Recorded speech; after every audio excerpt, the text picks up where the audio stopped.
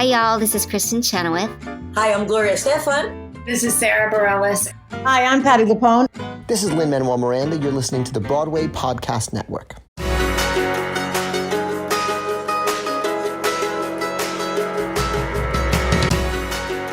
Welcome to the Theater Podcast, intimate personal conversations with theater's biggest names. I am your host, Alan Seals, and you are listening to the Broadway Podcast Network. This episode is with Samuel H. Levine, who is currently starring in The Inheritance. This is a young guy thrust into a play about a serious topic from another generation. He's only 24, and we talk about this in the episode. It's amazing how he adapted so quickly, and we get in the conversation. It forced him to grow up a lot, actually, and being in his early 20s, and dealing with the topic of the show, which is gay culture and gay history, and being a straight man himself, it's opened him up to a whole bunch of emotions and connections and things with the same-sex individuals in his show that he was saying he might not otherwise have. And it was a great chat, an amazing interview. He's a very deep guy, and this show is just, it's made for him. So before we get into this, as always, please visit me online at thetheaterpodcast.com. Support the podcast via thetheaterpodcast.com/Patreon, Patreon. Connect with me on Instagram and Twitter, theater_podcast. Leave a rating, leave a review. I love to read those. And now, everybody, please enjoy this episode with Samuel H. Levine. Here you go. 1, 2, 3.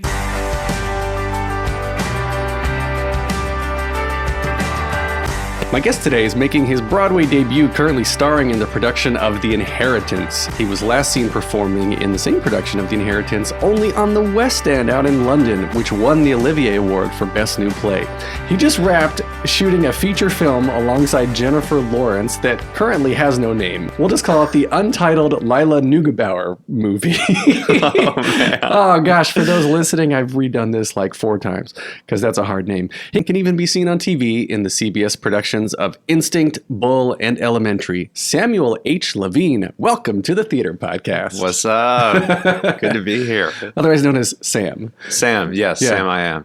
Yeah, yes. I guess Sam Levine's probably a more common Okay, so there's a legendary stage actor called Sam Levine, who I believe was in Guys and Dolls, like the original production. And then there's also Sam Levine, Sam with 2 M's. Sam, who is on Freaks and Geeks. Oh, right. Yes. So when it came time for me to find a name, I could not have my own name. But so I went with Samuel H. Levine. Is H real? H is super real. It's for Henry. Henry, yeah. Yeah. I one day was playing around with like, what should my stage name, if I was going to be like Alan Seals, and I was like, that's a good name. My middle name is Delos, which it's Greek, and it's like the island that Apollo was born on. That's pretty epic. It's pretty cool. Yeah. But I was like, some people say in Greek mythology, actually in the Iliad, it's pronounced Delos. Delos. But I didn't want to, I wanted something easier, so I was like, oh, Alan Scott Smith, Alan something, but then my initials would be ass. So some people, they just like put initials in just because. I think you should just be Delos. Just one word. You can be like Seal or, That's why my career went nowhere, because I had Alan's too common of a name, Delos. I'll just be Delos. Delos. Yeah. Oh, man, there you go. All right, everybody. Yes, so that's me, Sam. I'm going to have my Google Home start just referring to me as Delos. There we go. That's right. All right, so let's start with your early stuff. Your early life. Where were you born? Where'd you grow up? Early life. Your early life. As I'm now the old age of 24. I grew up in Brooklyn, New York. I was born here. I like how you quantified like Brooklyn, New York. Brooklyn. I guess there are other Brooklyns, but yeah. But Brooklyn, New York, which maybe I can see from this window, or no? That's somewhere else. That's Jersey. That's Jersey. Sorry, Jersey. I was born there. Moved to Milwaukee, Wisconsin, which prompts that look of what? Eyebrow raise? Yeah. And lived there for around 8 years, and then moved back to New York, and then was here from like the age of 9 on. Oh, okay. So it was a young move. That's right. That's right. Like when I was 2 years old. And my mom was super smart and didn't sell the brownstone that she got in the Yeah. 70s in Park Slope. Yes. And so we moved back in there. Yeah. So like that 20 grand she spent in the 70s Right. is like millions now. Good for Right.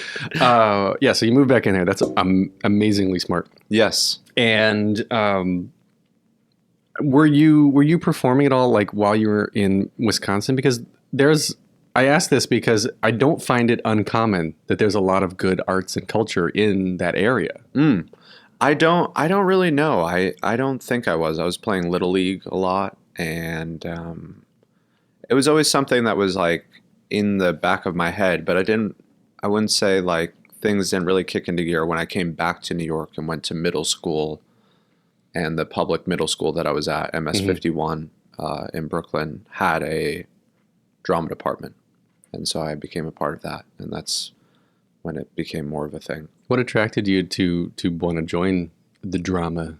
Because usually, like you see in movies in small town. I came from small town North Carolina, where being in drama was what the not cool kids did. I think here it was kind of the opposite. It seemed like the cool kids were doing it, or I still to this day I don't know. I'm still trying to figure out what drew me to it, but something did, and I went with it. It's like a calling, like a fulfillment. Yeah, it just felt right. Yeah. It just felt like the right thing to do. Well, was I guess were your parents at this time, were they more like, we want you to stick down this track of being, the traditional lawyer, doctor, whatever it was, or they're like, oh, it's a phase? Yeah, I don't think, at that age, especially too, middle school is like 12 or something. I don't think they were putting any pressures on me to be anything, just trying to make it through braces and stuff. So no, there was no pressure there at the time. Yeah. That's relaxing. Yeah. So it's just drama class. And then at what point, you went to LaGuardia High School, which is That's right. something you have to audition for. That's right. So at some point in middle school, you still had to decide to be serious about it. That's right. Eighth grade. You have to audition for LaGuardia. You have to prepare 2 monologues. And I did that, and it went okay. And again, it was just this kind of thing of it just felt right. And so I just kept on following it. Well, do you remember a point when, like I said, you had to say, all right, now I want to try to do this seriously, because in 8th grade, you have to audition. Otherwise, you could just go keep playing Little League or whatever it was. Right. I don't have an aha moment. I think I'm still trying to do it seriously, to be honest, and still trying to just, figure out what it is. Yeah. All right. Forever. Well, so some people get there.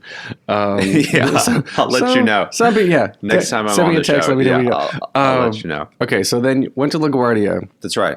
And then you went to college, yeah?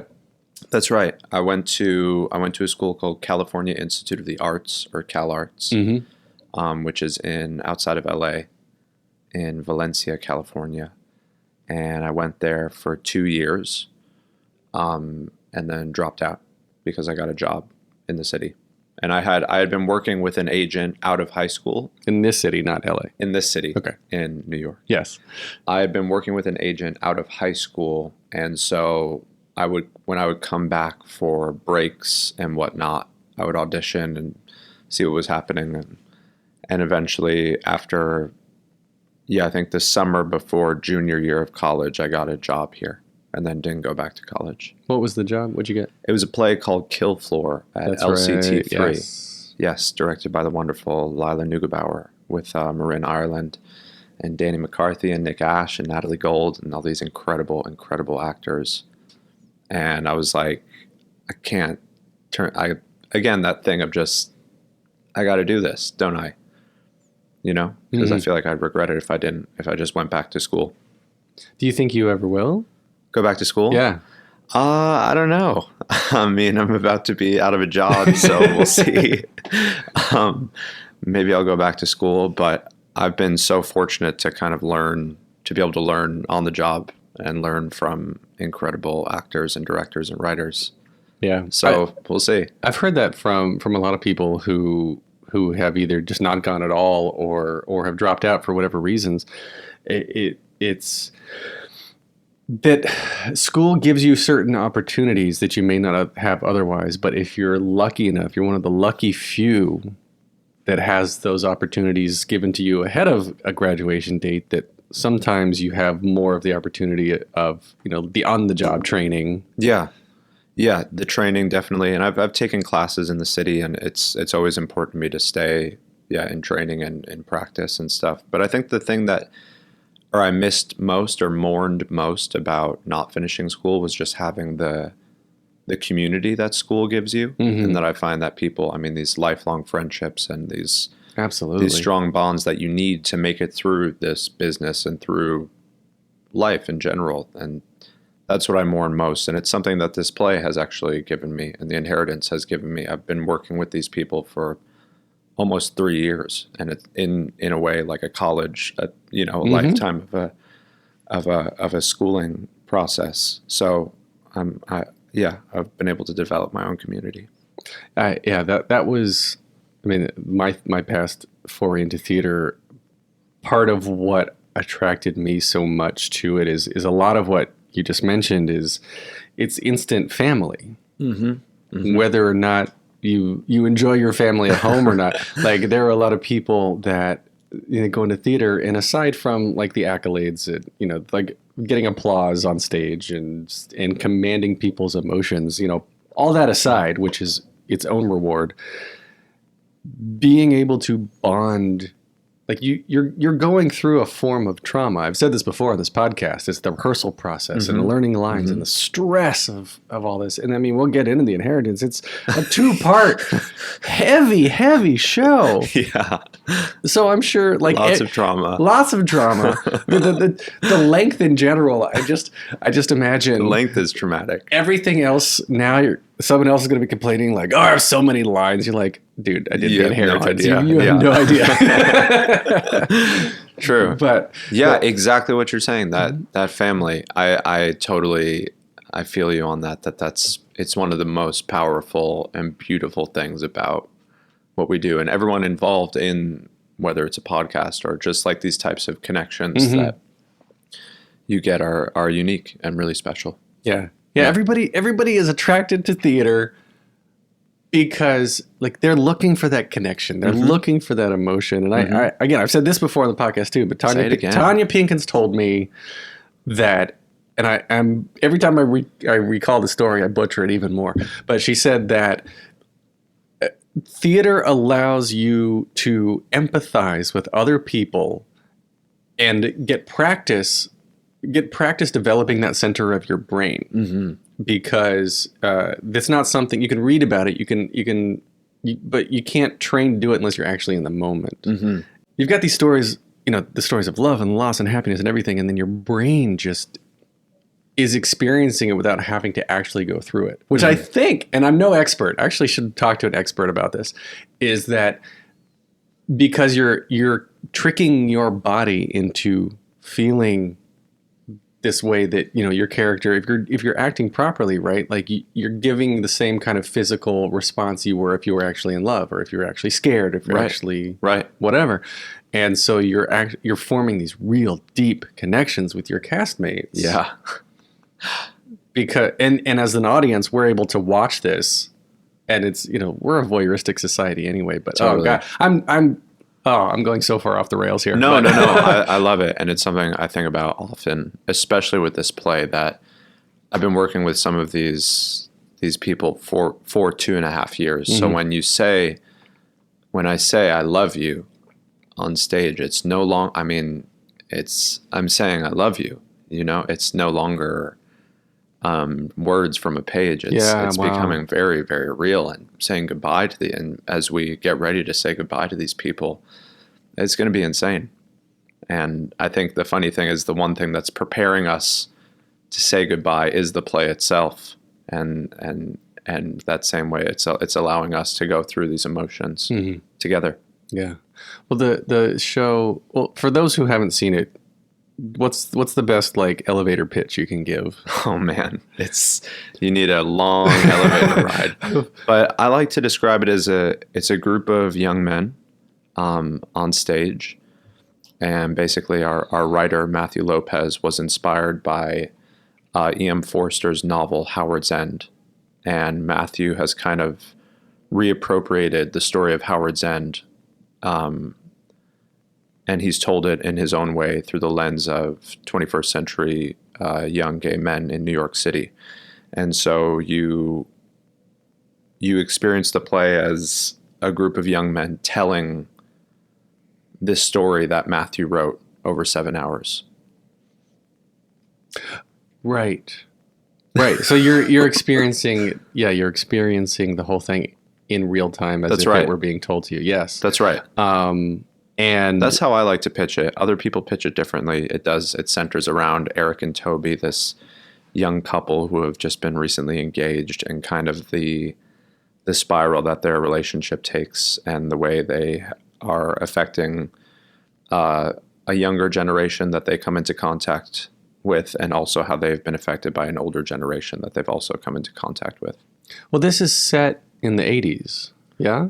Or is it set present day? It's set present day, but it does have it kind of one of the main characters, who's called Walter, who's played by Paul Hilton, was living in New York during the 80s, during the AIDS epidemic. Mm-hmm. And so that time, although we're never really in it, is very much present within when it's taking place, which is like 2015 to 2017.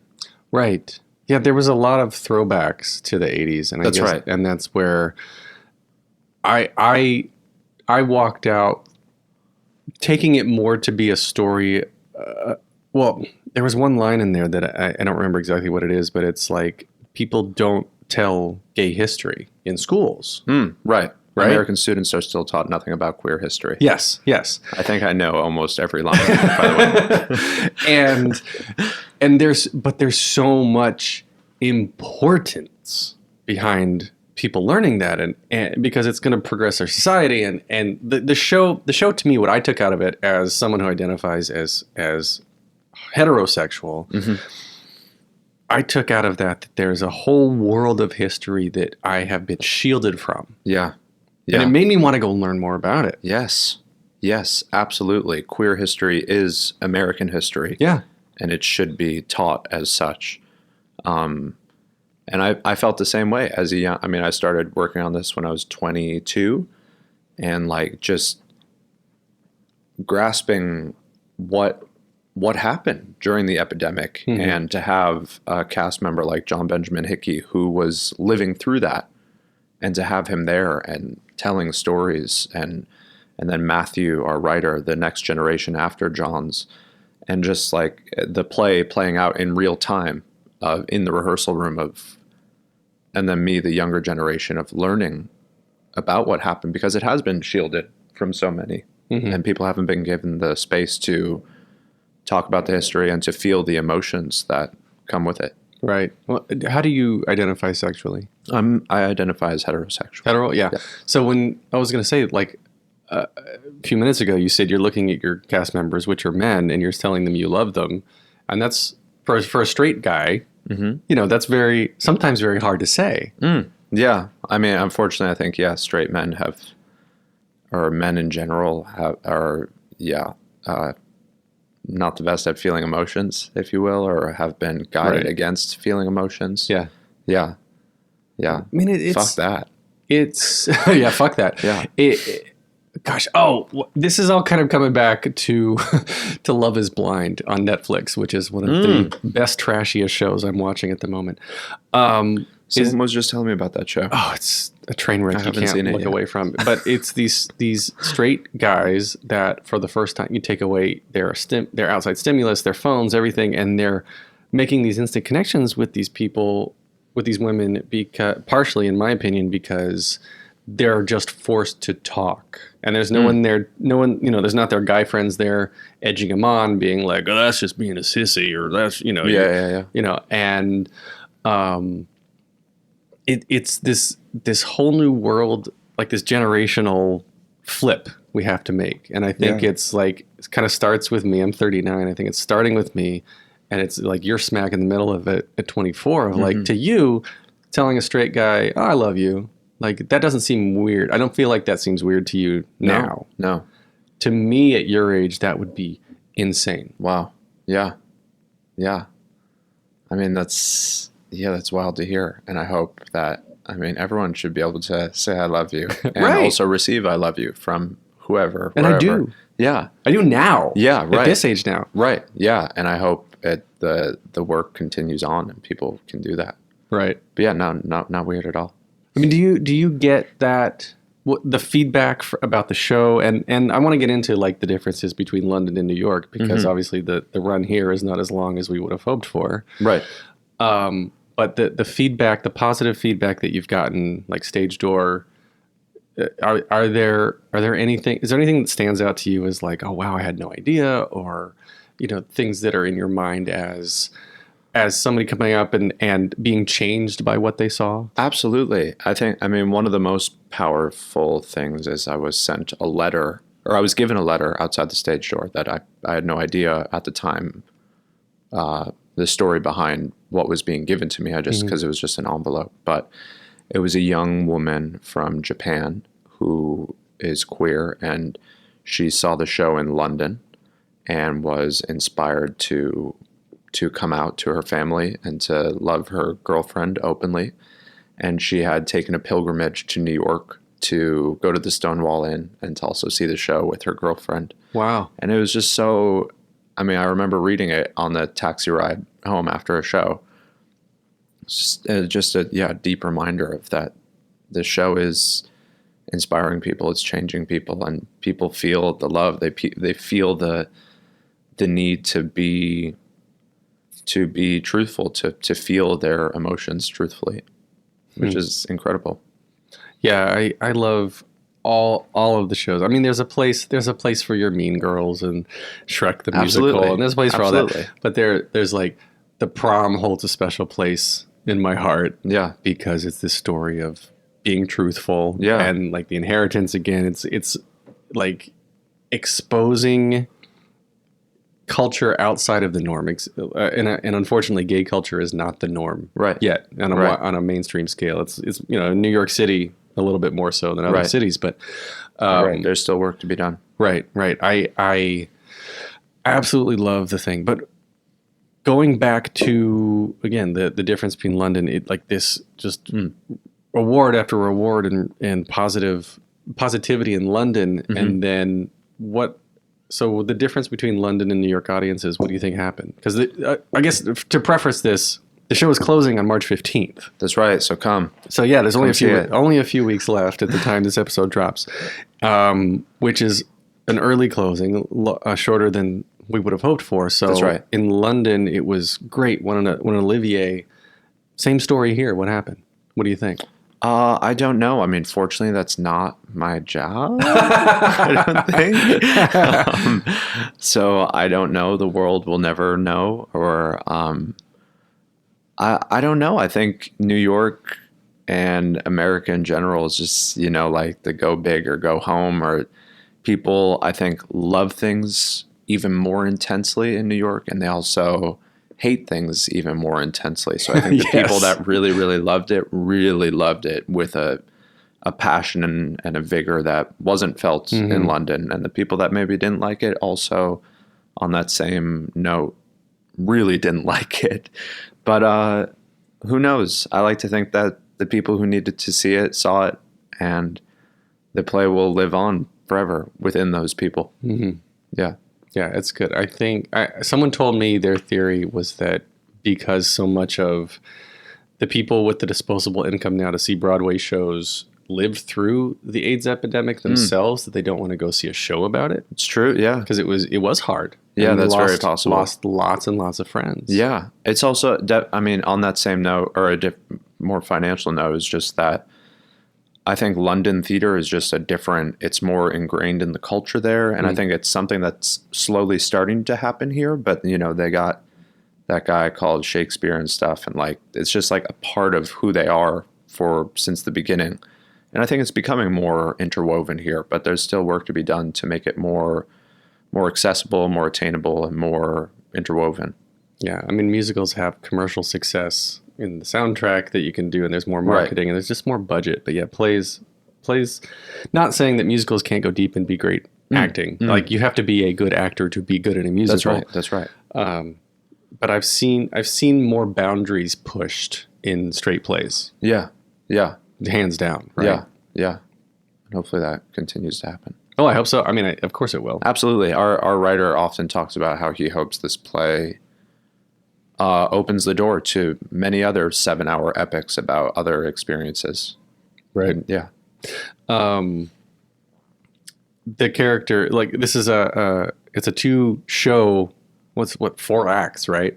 6 acts. 6 acts, right. Because, 6 acts, 2 different shows. That's right. That all make the whole story. That's right. So it's a 2-part show, sorry. And you play 2 different characters. So in the first part, you're Adam, a rich actor on the rise in New York City. And then in the second part, you're Leo, a young and desperate sex worker. So it's kind of like opposite sides of the same coin. That's right. Right? So are you, I guess, talk to me about the 2 characters, and in your mind, is it completely 2 separate characters in the same story, or is it the same character, one's positive and then one's down on their luck, right? That's a good question. So I play Adam and Leo, and I love both of them very much. And I think they're definitely 2 different people, but it's the challenge of, I'm not 2 different people, I'm just one person. So ultimately they will share certain things. But it's been a challenge, so challenging, but also so rewarding to get to kind of figure out how to, be 2 different people. And it gives you a lot, because I think everyone has multiple sides to them. And it's kind of given me permission to be okay with the duality of being alive, and everything's not just one way, or you can be multiple things. Yeah. Everybody. Someone asked me the other day. They said, "How many sides do you have?" Or infinite. It wasn't sides. It was like modes of personality or something. Yeah, infinite. So, right? What did you say? I think. Well, they brought it up because they were like, somebody I was talking to said that you have 5, and I said, "Oh, there's way more than 5," because there's podcast Alan, there's business Alan, there's party Alan, which doesn't really exist anymore. But yeah, there's different facets of who makes up your personality. So to be able to tap into each one of those and kind of make them caricatures on stage. So you've got rich actor, affluent guy, and then young, desperate, do anything because you have to survive guy. Right. But you're still like, I guess internally you're still Sam. Right. Presenting. Yeah. I don't know what I'm getting at here, but you see what I'm saying? It's crazy. Yeah. It's a head trip. It's a total head trip. It's a total head trip to have 2 people kind of like living within you. Yeah. At the same time. But I love it. And I love both of them so much. I love Adam's confidence and his kind of his manipulative attitude sometimes, and his charm. And I love Leo's heart and his kindness. Yeah, like Adam just does whatever he wants. That's right. Including, just drops trowel. That's right. Drops towel. Towel? Yeah. Towel? Yeah, drops towel. That's right. And he's like, was that weird for you? Like, that was super weird. Total nude on stage. Super, super weird. Really? Yeah. Oh, yeah. The first time. I mean, it was insane.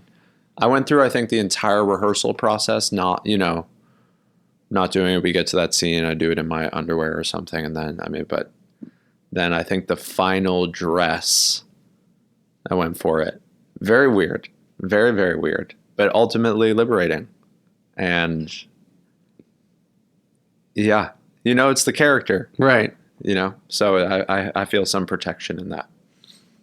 Yeah, I have never had the fortune, we'll call it, of an opportunity of being totally new. Like for me, I remember the first time I had to kiss somebody else on stage, and I was young, and my parents came, and that was weird. Yeah, so you can only imagine. Hi, Right. Mom. Yeah. Yeah. So, I guess if it's weird. I guess, it's weird when you don't know the people. I think it's easier. Definitely. Right. Definitely. And there is that space of, when the lights go down, it's a sea of strangers. It's just, right.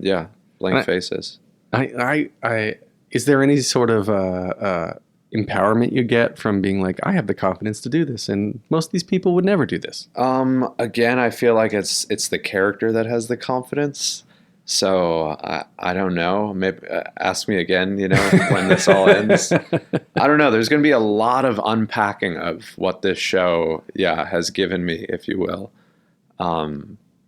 after we finish over the next, forever. There's so much to unpack. Well, how's it grown? How have you grown from it? Because 21 to 24, those are very impressionable years. Absolutely. And so it's insane to get to kind of grow up with these characters and with these people and with this play, with this story. I'm at a loss for words. And I think it's something that I really do need to. We've talked about Andrew Burnap and Kyle Solar, who play Toby and Eric. And we share a dressing room, and we've shared a dressing room since the very beginning. Mm-hmm. We were offered many times when we transferred to the West End and to Broadway to have our own dressing rooms, but we all got on the phone and were like, we're not doing that, right? Yeah. And everyone unanimously, is that the word? Yes. Yeah. We've all stuck in the same room.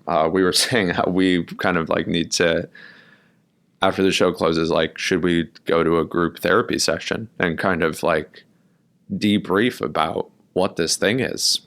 It's going to be insane. Wow. But I've grown. Yeah, I'll let you know. I feel like it's something I won't really realize until later down the line. Yeah, I think when you're old, when you get past it, move into your next. I'm old and 27. Yeah, when you can finally rent a car on your own and hit 25. Yeah, first I have to get a driver's license, but yeah, I'm in New York, baby. Oh gosh, that worries me about my kids. Swimming, riding a bike, and driving a car. Yeah, gotta know. It's hard to do in the city. Mm-hmm.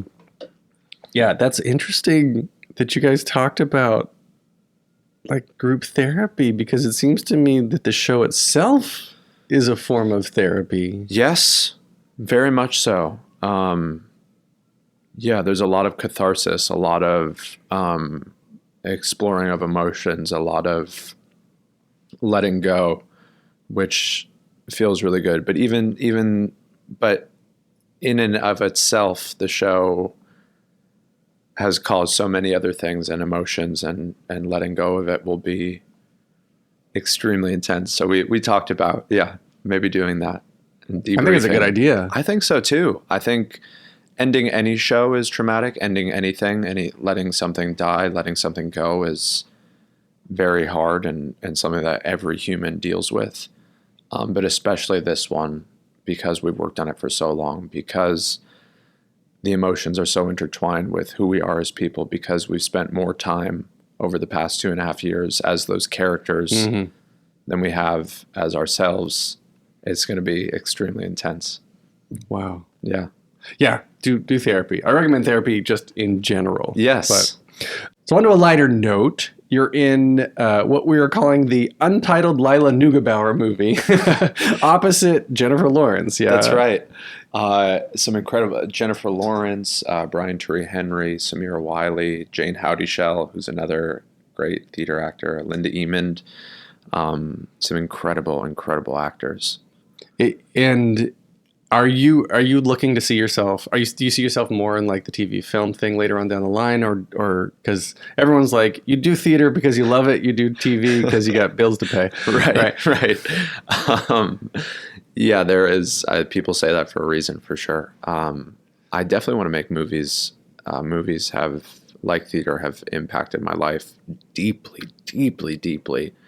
And I want a chance to do that for other people. But I also just want to follow after working on The Inheritance and a play like this, directed by Stephen Daldry and written by this amazing man, Matthew Lopez, it's going to be hard to work on things that I don't feel deeply connected to. So that's really what I want to do, no matter what the medium. Just find things that I connect to, and hopefully I have the opportunity to do that. It is, I guess, Lila Neugebauer, you worked with her previously. So that's right. Yeah, that's how you get connected with this one. But that's right. When's the movie supposed to come out? Do you know yet? I have no idea. But it was crazy, man. I mean, I'm down there as we shot in New Orleans, and yeah, all of a sudden I'm at dinner with Jennifer Lawrence and these incredible actors, and I'm like, oh, okay, cool.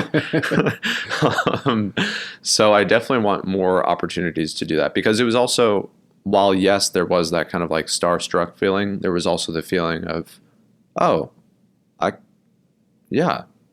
I can do this. Anyone can do this. There's not some like secret passageway that you have to go into to do it. It's just you just do it. And it's, again, like, yeah, working with Lila. I worked with her 5 years ago. She gave me my first job. So then it's the same thing. It's still just doing the work. And it was like, oh, yeah, I can do the work. Mm-hmm. Yeah, it sounds like a lot of fun. Were you filming? So filming's wrapped already? That's right. So were you filming while you were doing The Inheritance? There was like 1 week of overlap with rehearsal.